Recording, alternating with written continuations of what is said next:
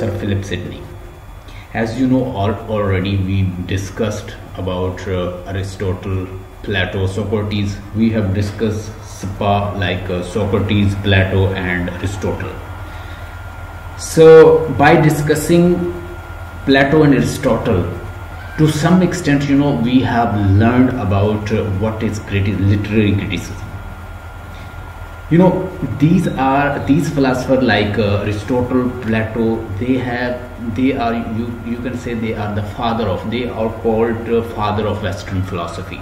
So a lot of Western philosophy is based on, you could say, Aristotle, Plato concepts. So they have their concept, they have given their concept, and they have given concept related to literary criticism like imitation. This word was created by Plato and later it was explained by his pupil student Aristotle.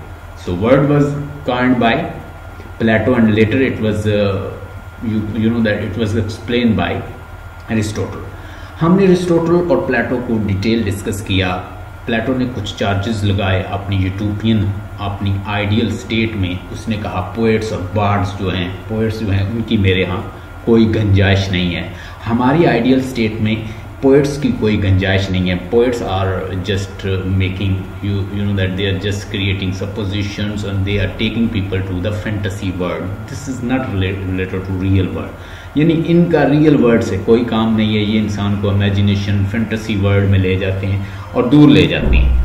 हमने Aristotle, प्लेटो को बड़ा detail discuss किया. उन्होंने यानी प्लेटो ने जो charges लगाए, Aristotle ने उसका जवाब, उसका आंसर बड़ा बेटर बफिटिंग रिप्लाई उसको दिया. और इसी को, इन्हीं आइडियाज को, चूंकि हमने इनको पढ़ा है, हमें पता है अरिस्टोटल के क्या व्यूज थे. अरिस्टोटल का जो फलसफा था वो रियलिज्म पे बेस करता था, जबकि जो प्लेटो का था वो आइडियलिज्म, यूटोपियन लैंड के मुतल्लिक था. उसने बताया कि बहुत सारे आइडियाज जैसे रिवेंज है, जैसे ब्यूटी है, जैसे कंसेप्ट्स हैं, हर चीज जो है वो आइडिया बेस होती है. Real world is based on idea. You know that revenge, beauty और pain, like feelings, so these are not you can't even see them, but these are having their value. अगर revenge है, अगर कोई intellect है या कोई idea है, आपको नजर नहीं आते लेकिन उनकी वैल्यूज, उनकी वैल्यू मौजूद है. आप बड़े से बड़ा कारोबार, यानी वो उसमें अपनी लॉजिक पेश करता है, लेटर उसको रिजेक्ट करता है, उस आइडियल स्टेट को, उस आइडियलिज्म को रिजेक्ट करता है, उस फलसफे को, अरिस्टोटल जो कि उसका अपना शागिर्द था, प्यूपल था. अब फिलिप सिडनी भी पोइट्री के अगेंस्ट जो चार्जेस लगाए जाते हैं, स्टीफन गोसन एक प्योरिटन था और प्योरिटन जो थे वो, चूंकि हमने देखा मिल्टन प्योरिटन एज को हमने पढ़ा और उसमें हमने देखा कि जब प्योरिटन इंग्लैंड में हुकूमत करते हैं, जब चार्ल्स टू को भी हेडेड कर दिया जाता है, चार्ल्स वन को बिहेडेड कर दिया जाता है और उसका जो बेटा होता है चार्ल्स टू, वो फ्रांस चला जाता है. और प्योरिटन जो है हाउस ऑफ पार्लियामेंट, इंट्रैगनम गवर्नमेंट बनाते हैं और उस गवर्नमेंट में हमने देखा कि जिस तरह सप्रेस किया जाता है इंग्लिश पीपल को आर्ट के ऊपर, any form of poetry, art, song, composing and something like the cinema, they were band. So they were totally band and puritan do not allow them. Why don't they allow? So they are not permitting people because they think that we are over here because we are already sinner, and being a son of Adam and Eve, we are already sinner. Our forefathers, they committed sin and we are here to purify our soul. We're not here to make fun, rather we are here to purify our soul. हम पहले ही सिन्नर हैं तो हमें चाहिए कि अपनी soul को purify करें. तो प्योरिटन का काम क्या है कि वो लोगों को क्या करें, वो प्योरीफाई करें, लोगों को पाक करें, खुद भी पाक रहें, गुनाहों से बचें. ये सारे पॉइंट्स जो हैं साथ साथ आप लिखते जाएं, मैं आपको लिखवाऊंगा, उसके बाद असाइनमेंट भी हम डिस्कस करेंगे. तो ये लिटरेरी क्रिटिसिज्म से रिलेटेड अपने व्यूज दिए हैं फिलिप सिडनी ने. फिलिप सिडनी की एज लिख लीजिए 1554, 30 नवंबर 1554 में पैदा हुए हैं फिलिप सिडनी इंग्लैंड के अंदर, और इनकी डेथ हुई है, लिख लें 1586 में इनकी ड्यूरिंग फाइट के दौरान इनकी डेथ होती है. मैदान जंग के अंदर लड़ते हुए इनकी डेथ होती है. जख्मी हो जाते हैं और वहाँ पे इनकी डेथ होती है। वाइफ का नाम है फ्रांसिस, और जो फ्रांसिस इनकी जो वाइफ थी उनकी आगे भी वो भी एक अरिस्टोक्रेटिक लेडी थी, उससे इसकी शादी होती है और फिर 30 साल का था ये जब इसकी डेथ हो जाती है, राउंड अबाउट उसकी 30 ईयर कोई एज थी। उसके बाद उसकी वाइफ जो है मज़ीद उसकी आगे शादी होती है, फिर आगे शादी होती है, इस तरह। एनी हो, ये एक लंबी एक इसकी डिटेल है, वो हम डिस्कस करेंगे। प्लेटो को हमने डिस्कस किया। प्लेटो का फलसफा था कि पोइट्री जो है वो मदर ऑफ ईवल है, वो ईवल है, और पोइट्री को अगर आप पढ़ते हैं, जिस तरह की पोइट्री उस वक्त की जाती थी, वो फैंटेसी वर्ल्ड में लोगों को ले जाते हैं और रियल वर्ल्ड से पोइट्स का कोई ताल्लुक नहीं है, इसलिए मेरी आइडियल स्टेट से भी बैंड है। अरिस्टोटल ने उसका बफिटिंग रिप्लाई दिया। अब स्टीफन गोसन को उसी तरह का रिप्लाई, लेकिन ये ज़्यादा चार्जेस हैं, यानी वो तो कम चार्जेस थे, लेकिन यहाँ पे प्यूरिटन है तो वो बड़ा कुछ वो प्लेटो का भी फलसफा लेता है, प्लेटो के कंसेप्ट भी लेता है, कुछ वो अपने जो उनके प्रोटोनिकल आइडियाज़ हैं, जो बाइबल से रिलेटेड आइडियाज़ हैं, जो वो मजहबी बहुत ज़्यादा हैं, तो उससे भी कुछ वो चीज़ें जो हैं वो बताता है। तो इस तरह वो मिला के वो ज़्यादा यानी हैवी चार्जेस जो हैं वो लगाता है। और फिर उसके बाद फिलिप सिडनी जो है, चूंकि एक पोएट थे, वो उसका आंसर देते हैं, तो वो जाने जाते हैं एज अ लिटरेरी क्रिटिक्स, क्योंकि उन्होंने जो आंसर दिए स्टीफन गोसन को, उस आंसर की वजह से वो मशहूर किस वजह से हुए हैं, वो मशहूर हुए हैं, ज़्यादा प्रोमिनेंट हुए हैं एज अ लिटरेरी क्रिटिक, जबकि वो पोएट था, उसने पोइट्री भी की है। तो इसने बिफिटिंग रिप्लाई दिया था। आज हम उसी को हम डिस्कस करेंगे।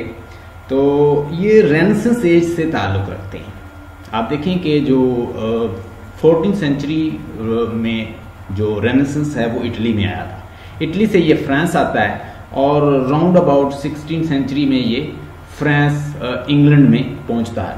तो आप देखें ये एज जो है राउंड अबाउट 16th सेंचुरी बनती है। 1554 में जैसे वो पैदा हुआ है, तो 1586 में उसकी डेथ हुई है। तो जो उसका वर्क होता है वो बाद में भी प्रोमिनेंट रहता है एक पोएट का। तो ये 16th-17th सेंचुरी में ये उसको ओवरलैप करता है। तो ये 16th सेंचुरी और राउंड अबाउट यही बनती है। तो 16th सेंचुरी में आपको और भी बहुत सारे लोगों का वर्क मिलेगा, नोट कर लें, जैसे बेन जॉनसन है, मार्लो है, क्रिस्टोफर मार्लो है, ये भी 16th-17th सेंचुरी के हैं। और उसके बाद शेक्सपियर जो है, जो एक प्रोडक्ट है रेनेसांस एज का, एलिजाबेथन एज का। हमारे पास शेक्सपियर हैं। शेक्सपियर ने, आपको पता है कि बहुत सारे प्लेज लिखे हैं, शेक्सपियर ने बहुत ज़्यादा वर्क किया है ट्रेजेडी के ऊपर।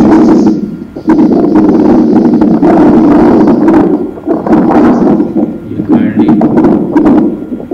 उसका माइक है, जरा माइक बंद करें प्लीज, जिसका माइक ऑन है प्लीज बंद करें।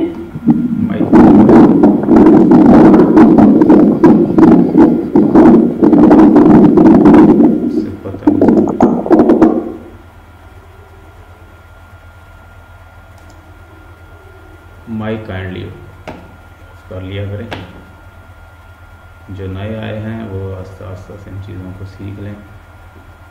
सो लेट्स, अच्छा जी, 16 रेनेसांस एज में हमें बहुत सारे राइटर और भी मिलेंगे, जैसे बेन जॉनसन है, क्रिस्टोफर मार्लो है, आपने इसको पढ़ा होगा, डॉक्टर फास्टस इसका वर्क है। शेक्सपियर जो है वो भी product of 16th century, Elizabethan age है, रेनेसांस एज है, और ये भी रेनेसांस एज है, इससे ताल्लुक़ रखता है। नाम है सर फिलिप सिडनी, पैदा हुआ है 1554 में और 1586 में इसकी डेथ हुई है।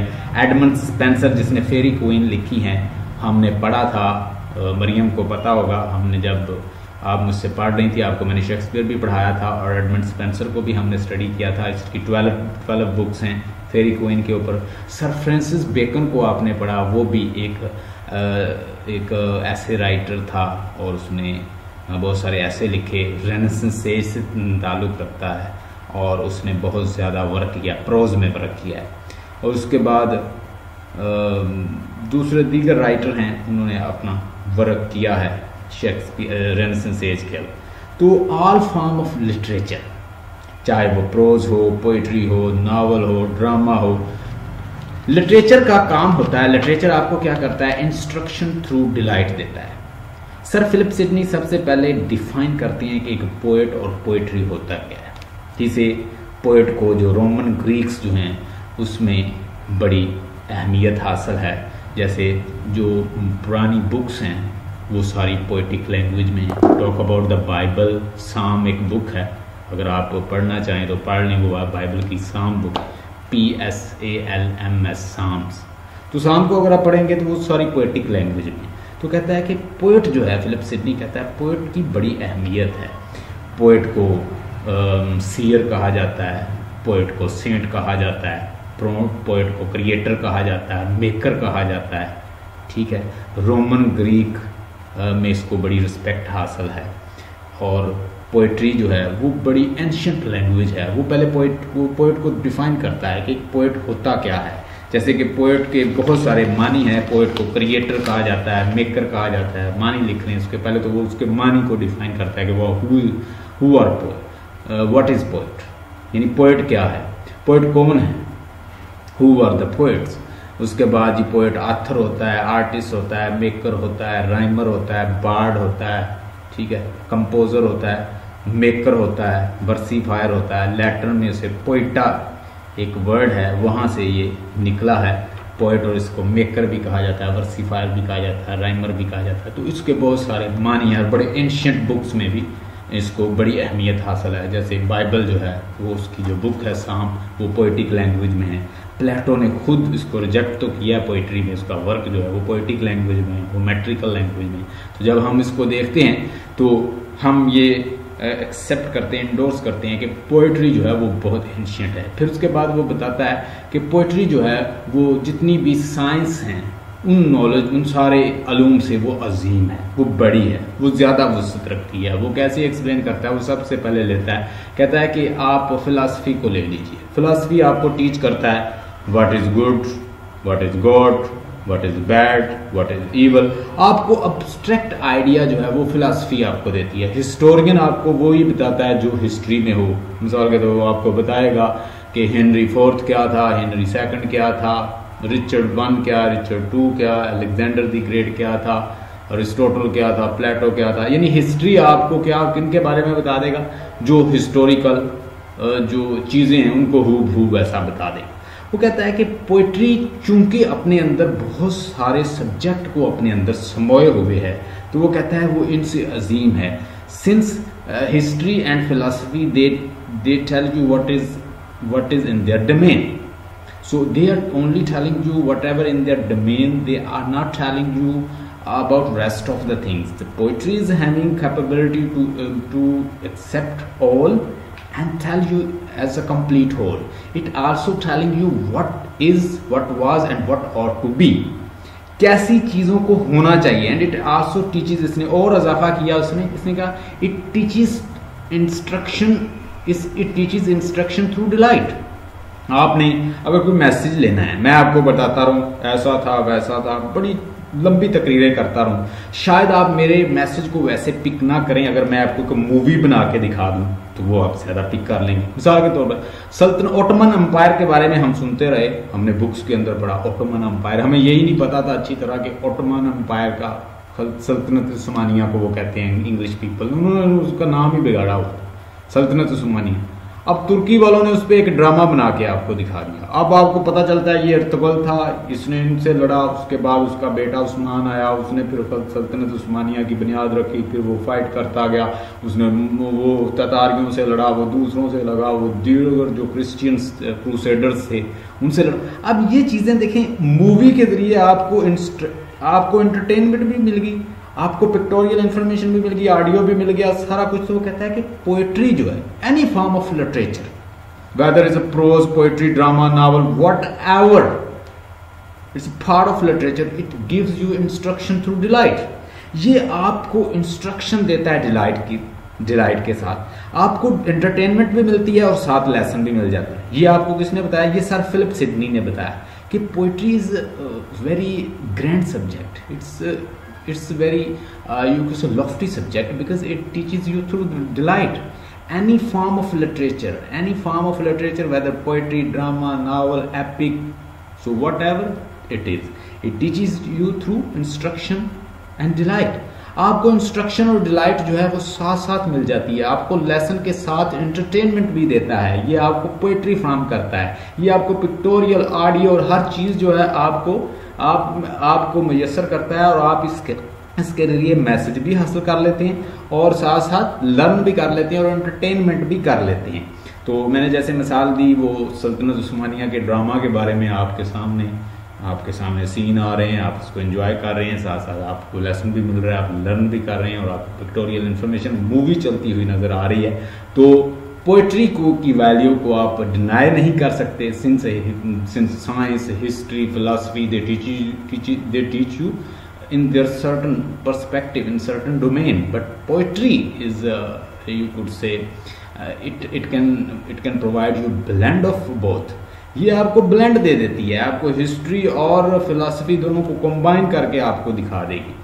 आप मेरा एक लेक्चर सुने टोलन मैन जो सीमस हेनी, अगर आप उसको सुने तो टोलन मैन की इस कहानी जो है वो आपको पता चलेगा कि हजारों साल पुराना एक शख्स है, उसके ऊपर उसने पोइट्री कर दी। तो it is giving you historical information through poetry.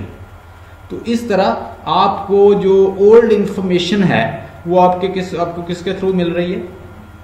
Poetry के जरिए। तो पोइट्री जो है एक सोर्स है, वो आपको चीज़ों को कंबाइन करके एक अच्छे फॉर्मेट में आपके सामने पेश करता है, ताकि आप उसको भूलें नहीं और एंटरटेनमेंट भी करते रहें, एंजॉय भी करते रहें और अपना लेसन भी हासिल कर लें। तो पोएट जो हैं वो बड़े रिस्पेक्टेड हैं, चाहे वो रिलीजियस बुक हो, चाहे वो हिस्टोरिकल बुक्स हों, हर जगह पोएट्स जो हैं, पोएट जो हैं उसने डिफाइन किया कि ये वो फर्स्ट राइटर्स हैं जिन्होंने सबसे पहले लिखा। ग्रीको रोमन जो हैं वो इसको बड़ा रिस्पेक्ट करते देते हैं, इवन के फिलिप सिडनी की एज जैसे 15th सेंचुरी से, कहता कि मेरी एज से 2000 साल पहले तो पोएट्स को बड़ी रिस्पेक्ट दी जाती थी, वो पहले राइटर थे, उनको बुक्स में रिस्पेक्ट दी जाती थी, मेडिवल एज में उनकी बड़ी रिस्पेक्ट थी, इंडिया में उनकी बहुत रिस्पेक्ट है, वहाँ पे भी जो जैसे वेदा है वो टोटली पोइटिक लैंग्वेज में है। तो प्रॉफिट जो है, पोएट्स जो हैं वो राइटर हैं, वो प्रॉफिट्स हैं, वो सेंट हैं, उनको बड़ा रिस्पेक्टेड,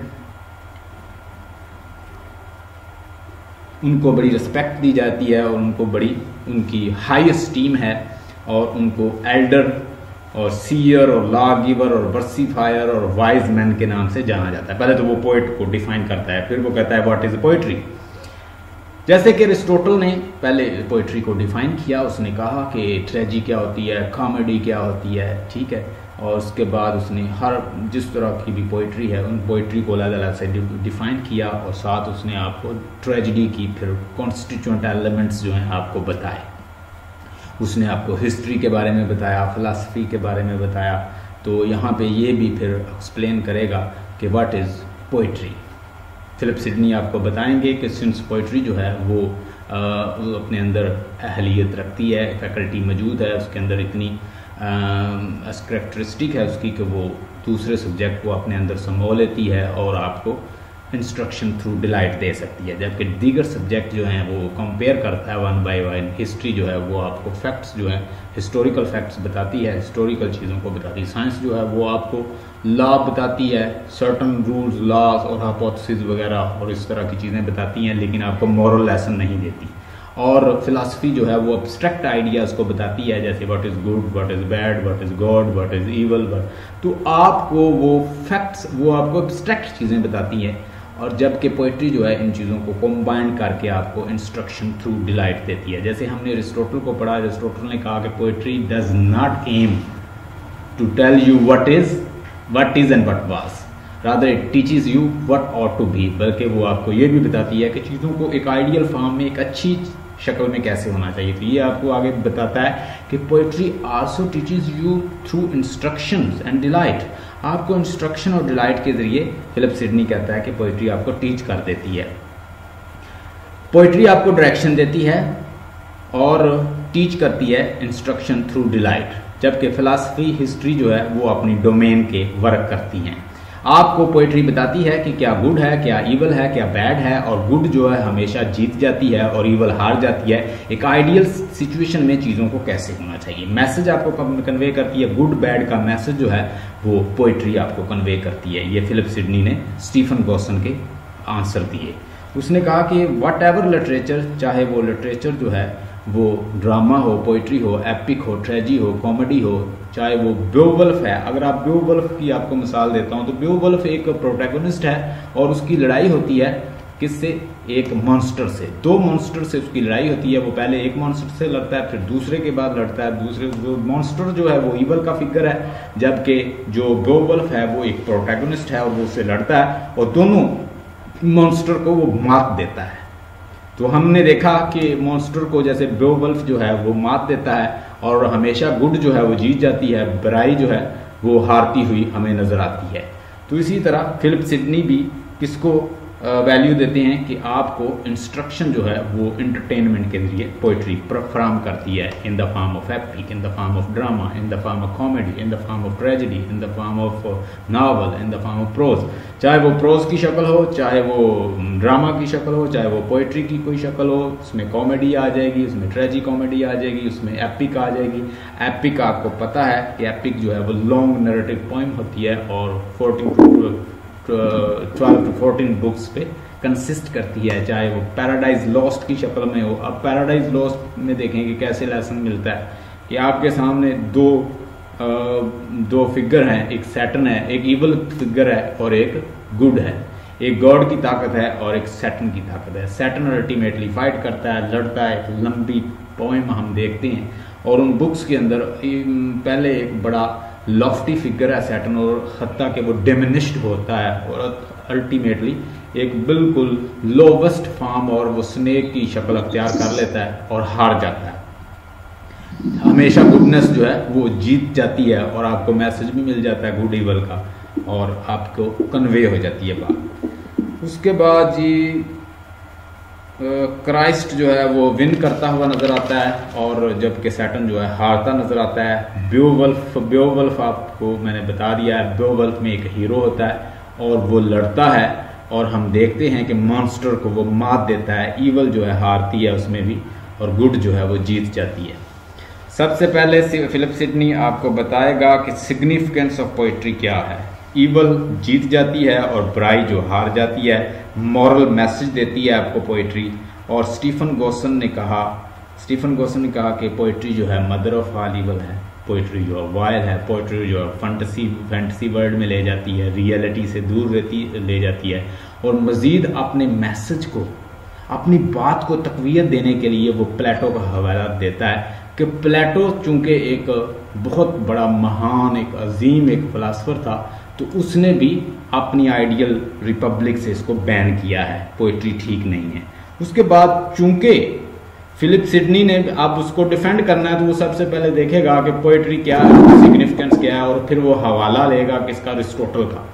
अरिस्टोटल ने एडमायर किया है पोइट को। अरिस्टोटल ने अपनी लिटरेरी क्रिटिसिज्म में उसने डिफाइन किया है कि असल में पोइट्री क्या होती है, एपिक क्या होती है, कॉमेडी क्या होती है, ट्रेजेडी क्या होती है और जो फॉर्म ऑफ लिटरेचर है, any form of literature provide instruction through delight. और प्योरिटन्स, चूंकि फिलिप सिडनी कहता है कि स्टीफन गॉसन जो है he is नेस्टी, he has written nasty piece of literature and in this piece of literature he has laid charges against poetry and he answered that like Stephen Gossen's Puritan peoples and single track and single minded person, he does not know the value of poetry. Poets जो हैं वो Greek Roman में उनकी value थी, Christian book साम के अंदर उसका जिक्र है। पोइट्स जो होते हैं वो सेंट होते हैं, पोइट मेकर होते हैं, पोइट क्रिएटर होते हैं, वो वर्सिफायर होते हैं, वो कंपोजर होते हैं। और पोइट्स जो हैं अपनी दुनिया बनाना जानते हैं, वो अपनी इमेजिनेटिव वर्ल्ड में दुनिया बना लेते हैं, क्रिएटर उनको कहा जाता है। और अर्ली बुक्स के अंदर, एंशियंट बुक्स के अंदर भी उनको बड़ी प्रेफरेंस हासिल है। इवन कि आप इंडियन बुक देख लें, जैसे भगवत गीता है, वो टोटली पोइम्स की शक्ल में है तो इसके अलावा आप एपिक बेओवुल्फ देख लें, ओल्ड एपिक है, तो वो भी एक एपिक की शक्ल में है, पोइट्री की शक्ल में। इवन के आप होली कुरान के अंदर भी देख लें, सूरा रहमान जो है उसको अगर गौर से पढ़ें तो उसको कैसी उसकी राइमिंग स्कीम गॉड ऑलमाइटी ने बनाई है। तो वो कहता है कि जो होली बुक्स हैं उनमें भी पोइट्स को बड़ी अहमियत हासिल है, पोइट और पोइट्री को। पहले वो उसकी सिग्निफिकेंस बयान करता है, उसके बाद वो 1 by 1 उसको कंपेयर करता जाता है और अपने उसके चार्जेस का आंसर देता जाता है। चूंकि आपने प्लेटो अरिस्टोटल को पढ़ा है तो आपको ये जल्दी समझ आ जाएगा। अरिस्टोटल ने 2000 साल पहले ही वो फिलिप सिडनी अपनी एज से ऑनवर्ड बताता है कि जैसे वो 15th सेंचुरी से बिलोंग करता है, तो कहता है 2000 साल पहले अरिस्टोटल ने ही भी इसको बड़ी अहमियत दी है। पोएट्री जो होती है वो कहता है कि मिमेसिस होती है। मिमेसिस का मतलब होता है इमिटेशन। तो what is imitation? Imitation is basically, imitation का मतलब होता है कि कॉपी करना, लाइफ की कॉपी कहता है कि लाइफ की ये इमिटेशन है। पोइट्री चूंकि एक मिमेसिस है और वो कहता है मैं एक्सेप्ट करता हूँ, इसको अरिस्टोटल ने भी एक्सेप्ट किया। अरिस्टोटल ने बताया कि poetry is a mimesis, but imitation किस चीज़ की? लाइफ की। लाइफ में अगर वो आप सीरियस लोगों की कर रहे हैं फिर ट्रेजेडी, अगर लोवेस्ट लोगों की कर रहे हैं तो वो कॉमेडी मान जाएगा। तो वो उसने बताया, अरिस्टोटल ने एक एक चीज़ को बड़ा ब्रीकबीनी से एक्सप्लेन किया कि लाइफ जो है वो इमिटेशन, कॉपी है पोइट्री लाइफ की। लाइफ के अंदर क्या क्या चीज़ आ जाती है जब हम इमिटेशन करते हैं, वो पोइट्री की फॉर्म में हो सकती है, वो ड्रामा, वो प्रोज, वो नावल, वो लिरिक, वो सॉन्ग, वो किसी कंपोजिशन में, किसी फॉर्म ऑफ आर्ट, कोई भी अगर वो फॉर्म है आर्ट्स की तो वो आपकी इमिटेशन है। वो कहता है कि मैं मानता हूँ कि it is imitation, but it is imitation of life. तो लाइफ एक बड़ा सीरियस, एक सीरियस मैटर है, एक सीरियस, एक बड़ी सीरियस और बड़ी यूजफुल चीज़ है लाइफ। तो कहता है ये इसकी कॉपी होती है, इमिटेशन होती है, तो इसकी बड़ी अहमियत हासिल है, ह्यूमन इमोशन को बताती है। और शेक्सपियर जो है जैसे कि एक रेनेसेंस फिगर है, शेक्सपियर ने जैसे 39 प्ले लिखे हैं, उसमें उसने हिस्ट्री, कॉमेडी, ट्रेजेडी और इस पे वर्क किया है, ट्रेजेडी कॉमेडी पे वर्क किया है, 154 सोनेट लिखी हैं और ट्रू फिगर है रेनेसेंस का। उसके अलावा और भी हैं, तो इसमें हम शेक्सपियर का भी हवाला देंगे कि शेक्सपियर ने इसके ऊपर वर्क किया है, वो भी एक रेनेसेंस फिगर है और उसने अपना आगाज़ किया था एज बतौर एक्टर और फिर वो डायरेक्टर बना, फिर वो पार्टनर बना कंपनी का और खुद प्रोड्यूसर बना, राइटर बना। तो वो भी एक रेनेसेंस फिगर है। पहले उसने असल में इसको 2 टाइटल के साथ इसको पब्लिश किया है। हो सकता है कहीं लिखा हो कि पोइजी, डिफेंस ऑफ पोइजी लिखा होगा कहीं पे, तो कहीं पे लिखा होगा अपॉलॉजी फॉर पोइट्री। यानी ये टाइटल जो हैं वो सेम टाइटल या इनका मानी मतलब एक ही है, आप कंफ्यूज ना होना। कहीं लिखा होगा defence of poesy, sir Philip Sidney defence of poesy लिखा होगा, कहीं पे लिखा होगा defence of an apology for poetry. तो अब ये दोनों टाइटल के साथ उसने दोनों टाइटल से इसको पब्लिश करवाया है। उसके बाद जी ह्यूरिक काइंड्स ऑफ पोइट्री है, इसको ज़रा देख लें।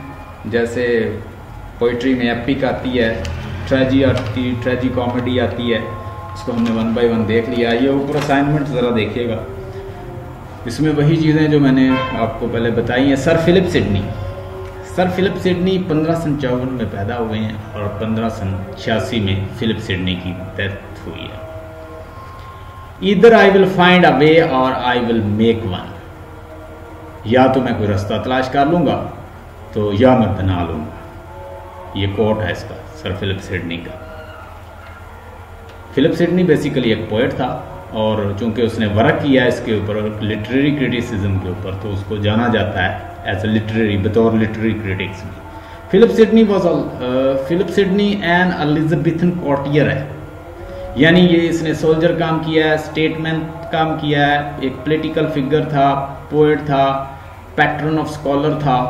तो ये सारे जो हैं ये इसके टाइटल हैं फिलिप सिडनी के। 30 साल उम्र पाई है राउंड अबाउट, एक जंग में लड़ते हुए प्योरिटन की तरफ से ही लड़ रहा था। प्योरिटन के साथ इसकी दोस्ती भी रही है और प्योरिटन को ही ये आंसर देता है। एन एलिजाबेथन कॉर्टियर है और person who attends a royal court as a companions are the advisor to the king और द क्वीन।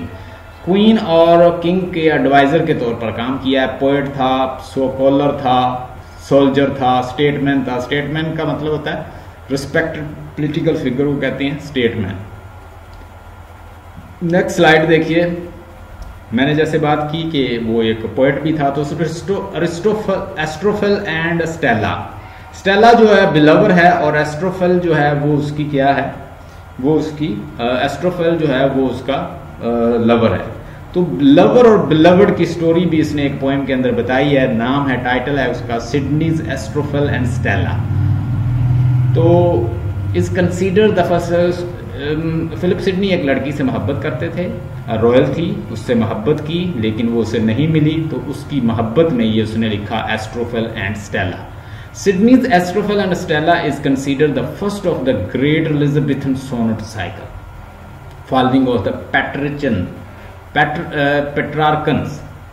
Petrarchan convention. आपने सुना होगा नाम पेट्रार्क का। पेट्रार्क जो था वो एक इटालियन राइटर था और पोएट था इटालियन, और वो मोहब्बत करता था किससे, लौरा से।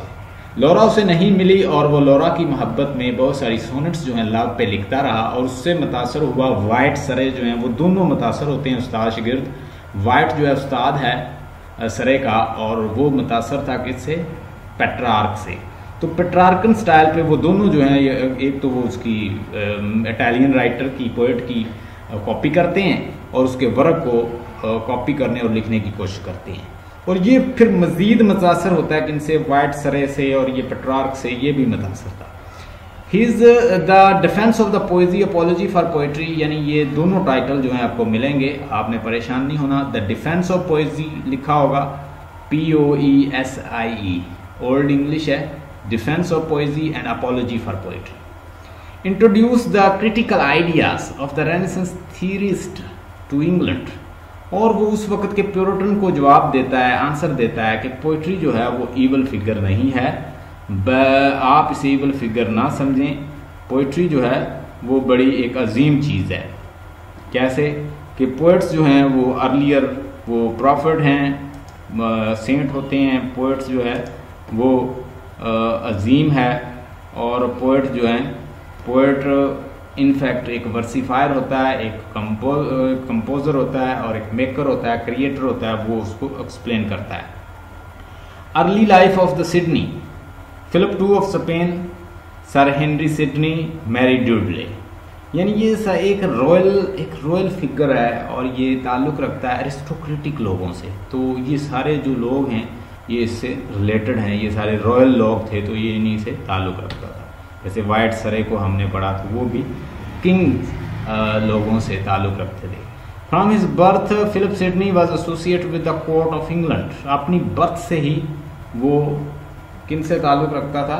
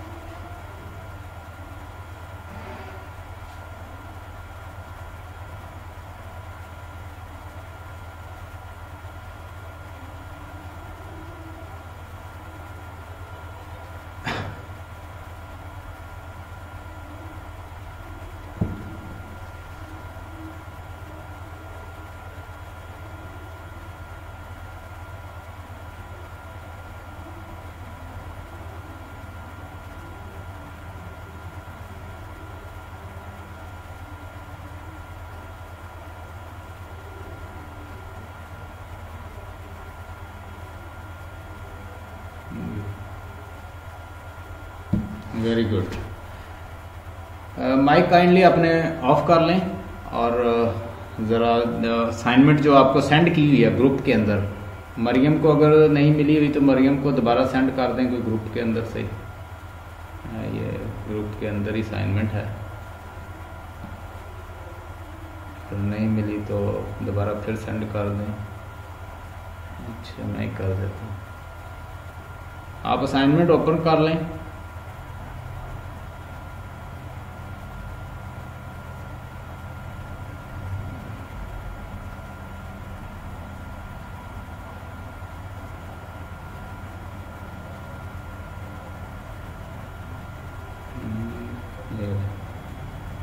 हाँ जी मरियम, इस असाइनमेंट को ओपन कर लें। तो मैं आपको बताता जाता हूँ चीज़ें, उनको मज़ीद नोट करती जाएं। फिलिप सिडनी थॉरोली अपनी बर्थ से लेके अपनी थ्रूआउट लाइफ जो है उसने किंग्स, क्वीन और किंग्स के साथ गुजारी है, यानी वो एक कोर्टियर था। His godfather was Philip II of Spain. Spain का जो फिलिप II था वो उसका गॉडफादर था, यानी वो उसका मेन क्या था, सपोर्टर था, वो उसको फॉलो करता था। After whom Sidney was named Philip, और उसी की वजह से उसका नाम जो है वो फिलिप रखा गया। गॉडफादर का मतलब होता है फाइनेंसर, सपोर्टर, हेल्पर, गाइडर, वो सारे उसके मानी में आते हैं गॉडफादर। फिलिप्स फादर जो है सर हेनरी सिडनी जो है उसका फादर था, और वो भी एक कोर्टियर था। Was an active government affair in the Wales and Ireland. ये इलाके हैं जैसे वेलिश और Ireland, these are the part of England. His mother Mary Dudley, उसकी मदर जैसे वो तस्वीरें भी मैंने आपको दिखाई। His mother Mary Dudley was a lady in waiting, personal assistant at the court of Elizabeth, यानी वो थॉरोली एक कोर्टियर था।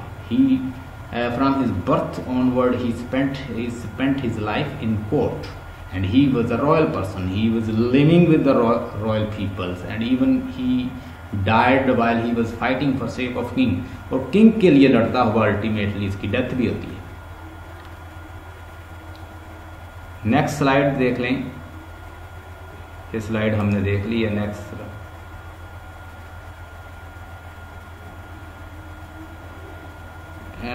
he attended the school Shrewsbury School beginning in the 1564 at the age of 10। जब वो 10 साल का था तो ये स्कूल है, उसकी पिक्चर भी बनी हुई है आपके सामने, अगर आप ओपन करें इसको। जो असाइनमेंट मैंने आपको सेंड की है वो उसने अटेंड किया। और उसके बाद there Sidney met his long time best friend and future biographer Fulke Greville. Fulke Greville जो है वो इसका बायोग्राफर है। आप अगर इसके बारे में देखना चाहें तो फुल्क ग्रेवल जो है वो उसका क्या है, वो उसका एक बायोग्राफर है जिसने उसकी बायोग्राफी लिखी। और ये इसका दोस्त है जो इसको स्कूल में मिलता है, और वो उसका ओल्ड फ्रेंड था। फुल्क ग्रेवल जो है वो सर फिलिप सिडनी की वो लाइफ के बारे में लिखता है। सर फुल्क ग्रेवल जो है life of the sir Philip Sidney, उसने उसके बारे में लिखा है। उसके बाद नेक्स्ट स्लाइड है। In 1568 Sydney entered Christ Church, Oxford, where he impressed his teacher and fellows with his intelligent character। क्योंकि ये बड़ा एक स्ट्रॉन्ग करेक्टर था, he was very intelligent person, और इसने मुतासर किया अपने टीचर्स को, अपने फेलोज को। ये अटेंड करता है क्राइस्ट चर्च को। His circle of the friend grew to include such as the notable Richard Carew, who would become known as the poets, and Richard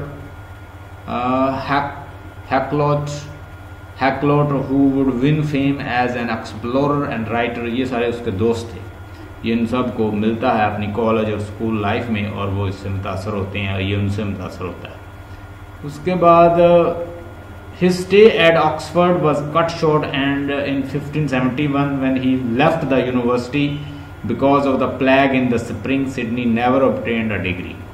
अब जैसे ये कोरोना वायरस का एक प्लेग आया हुआ है, ठीक है, ये एक पेंडेमिक है, वबा है। इस तरह की पहले भी बहुत सारे इस तरह के वो जैसे ब्लैक डेथ चौसर के वक्त आई थी, बहुत सारे लोग मारे गए थे।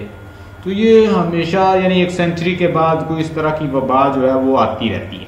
तो फिलिप सिडनी के वक्त भी एक प्लेग आया था, और उसकी वजह से क्या हुआ कि इसने डिग्री भी कंप्लीट नहीं की अपनी, और ये 1571 में इसने यूनिवर्सिटी को छोड़ दिया। और बगैर डिग्री के ही इसने यूनिवर्सिटी से विड्रॉ किया। In 5072 he began a 2-year tour of the continent apparently to improve his knowledge of the foreign language।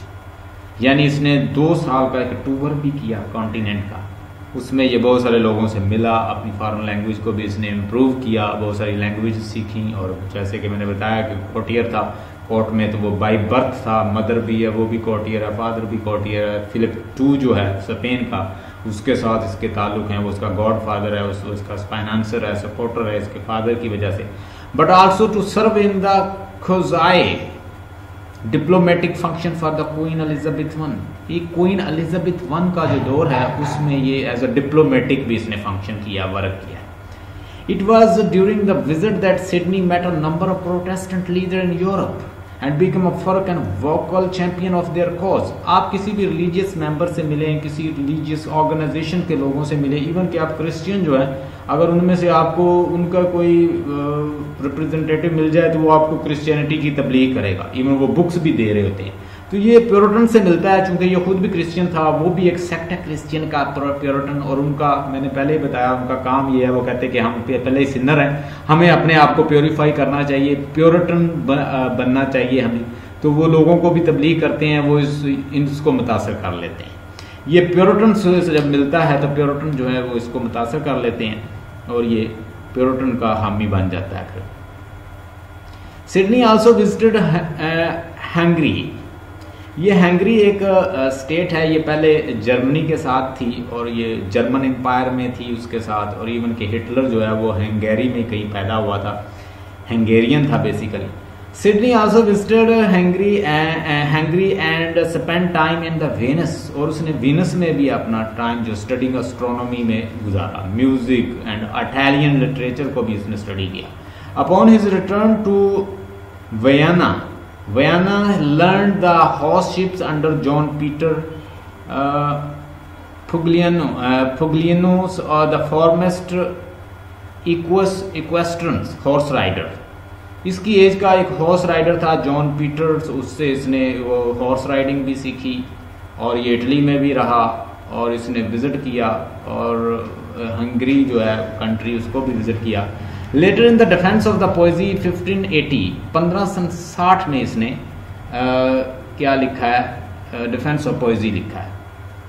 Publish in another editions an apology for poetry, Sidney gave a vivid descriptions of these lesson.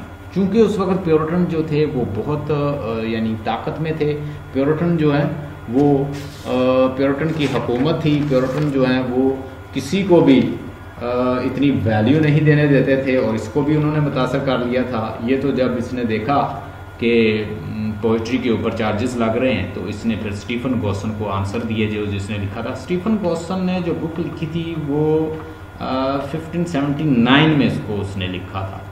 तो Philip Sidney नाम था उसका, Philip Gosson. उसने जो abuse the school of abuse के नाम से जो लिखा था वर्क, वो लिख लें, उसने वो 1579 में लिखा था।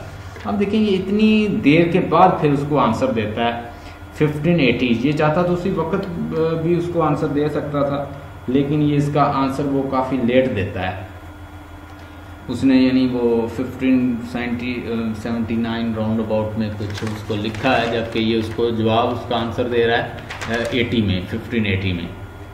तो उसके बाद हाँ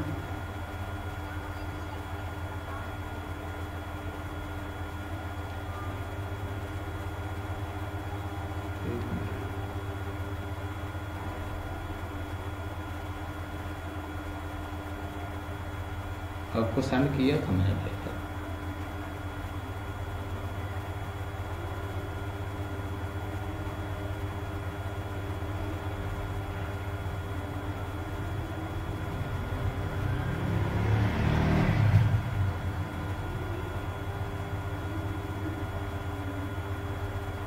ये ओपन करें।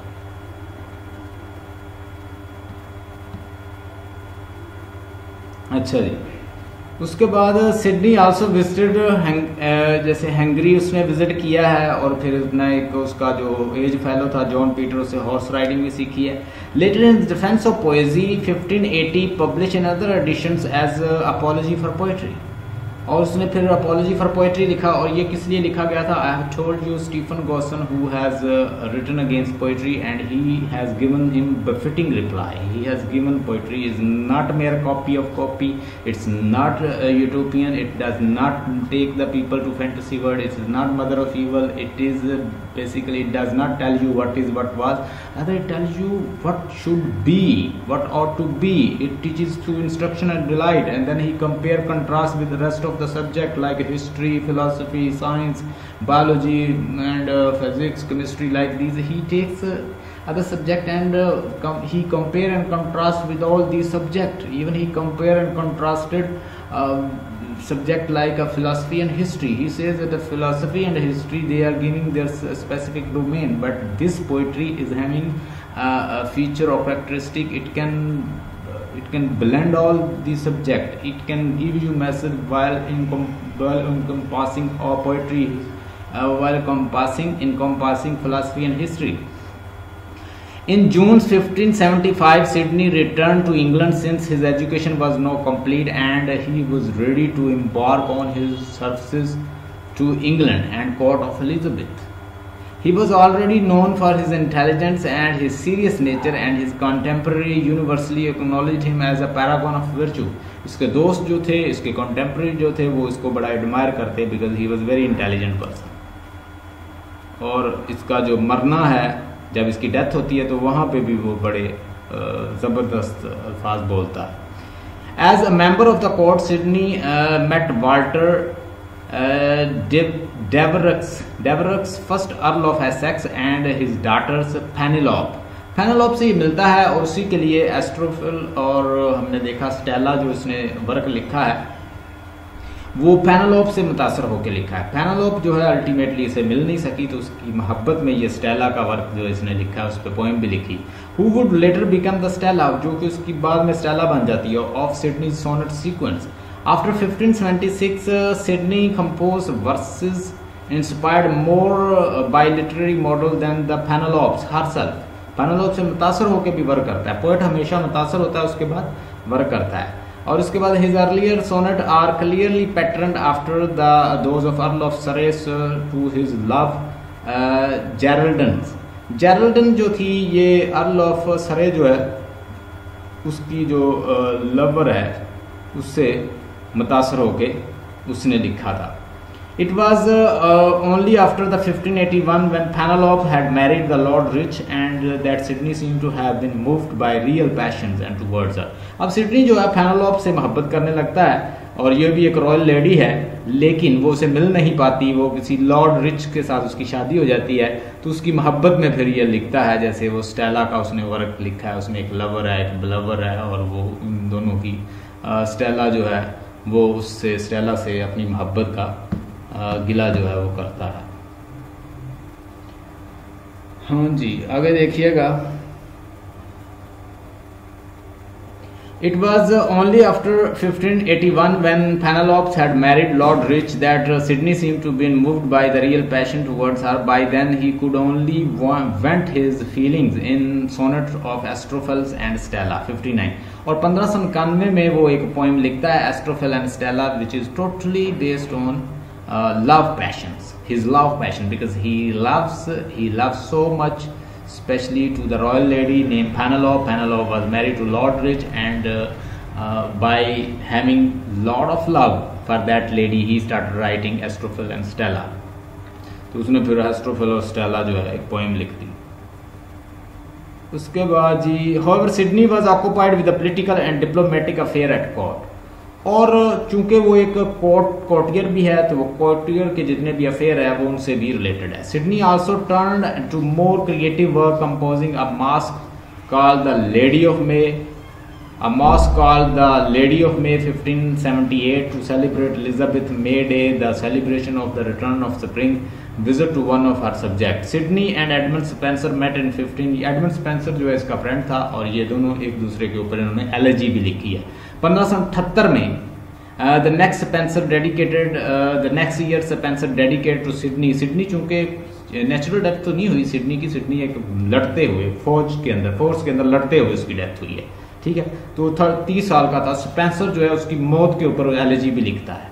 Spencer dedicated to Sidney his important work the Shepherd's Calendar, उसको डेडिकेट करता है। Later on Stephen Gosson the school of abuse, Stephen Gosson ने क्या लिखा था? School of abuse. 1579 में उसने लिखा था और हमने देखा कि 1580 में वो उसका आंसर भी देता है। Made a virulent attack on the, यानी उसके ऊपर वो बड़ा सीवियर अटैक करता है पोइट्री के ऊपर, ताकि पोइट्री जो है वो टोटली फिनिश हो जाए। जैसे मैंने बताया था, जब मिल्टन का दौर था तो प्योरिटन जब अपनी ताकत में आते हैं और चार्ल्स वन को बेहेडेड करते हैं, चार्ल्स टू को भगा देते हैं, वो स्पेन चला जाता है, वो फ्रांस चला जाता है, और हमने देखा कि प्योरिटन ने सारे थिएटर और आर्ट्स और इससे रिलेटेड पूरी इंडस्ट्री को बंद कर दिया था। दे क्विकली, इसी तरह प्योरिटन्स जो हैं वो पोइट्री को भी अच्छा नहीं समझते। द क्विकली डेवलपिंग, उसके बाद the theatres and the quickly developing English drama along with the poetry, तो उसके ऊपर अटैक करता है, कहता है कि ये स्कूल ऑफ अब्यूज है। Sidney composed and circulated the manuscript his defence of poesy as a reply to the Gosson charges. जब वो स्टीफन गॉसन की बुक को पढ़ता है तो वो उस गॉसन की बुक को आंसर देने के लिए वो फिर उसके बाद डिफेंस ऑफ पोएजी लिखता है। is one of the earliest defense of the poesy is one of the earliest and the most important piece of English literary theory and formed the standard defense of literature that would be used against the Puritans and others who decried the art as being at best trivial and the most sinful। यानी वो उसको best befitting reply देता है, उसमें बताता है कि poetry actually क्या है। Poetry is not mere imitation and what is and what was. Poetry is not mother of evil. Poetry is not evil at all. Poetry teaches you instruction through delight. Poetry gives you a lesson through delight. Poetry gives you lesson through entertainment. Poetry teaches you through pictorial, audio information. Poetry is just a way to learn. It's instruction through delight. And poet are seer, poet are saint, poet are versifier, poets are composer, poet are earlier form of the language। Poetry जो है वो earlier form of language है, वो उसको define करके फिर poet की अहमियत को बताता है और साथ साथ वो कंपेयर एंड कंट्रास्ट करता है। उसके बाद in his spirited and the vigorous defence Sidney used the argument that the poetry by which he meant all form of literature including drama teaches virtues more vividly and therefore more profoundly than do the history and philosophy। वही बात आ गई जो मैं आपको पहले बता रहा हूँ, कहता कि पोइट्री जो है बड़ा डीप ठोस मैसेज जो है अपना एक अपने फीचर के साथ दे लेती है, instruction through delight. It does not merely tell you what is and what was, it teaches you what ought to be, कैसा होना चाहिए आइडियल फॉर्म में। ये अरिस्टोटल ने भी कहा था। Through it's creative power poetry instil होता है डालना in its audience a lasting love of proper actions and so make them better person। और जब वो आपको एक्शन दिखाए जाते हैं, जैसे कहते हैं ना, अरिस्टोटल ने कहा था कि ऑडियंस देखकर चीज को आए तो बेटर पर्सन, रिफाइंड पर्सन बनकर आते हैं। ये टू बोल्स्टर का मतलब होता है किसी चीज को तकवीयत देना। To bolster his argument, Sidney used examples such as English writers such as Geoffrey Chaucer, Henry Howard, Earl of Surrey, Edmund Spenser, Shakespeare। इस तरह के वो राइटर जो हैं वो इनके हवाले देता है ताकि अपने मैसेज को ठोस बना सके। Sidney published none of his literary work during his lifetime, but it was much less discreet with the distribution of his political writing। In 1581, he was elected as a parliament that spring. He took the major part in the festive tournament and the other ceremonies. Honoring a French embassy and January 13, 1583, he was knighted. He was also given more practical post as joint master of Queen Ordnance Artillery। कल इंशाल्लाह इसी assignment से आगे पढ़ेंगे। Assignment आपको उधर से भी पढ़ाऊंगा एक, तो till that have a nice time. आप इसी को इतना ही याद करें और कल से इंशाल्लाह इससे आगे पढ़ेंगे।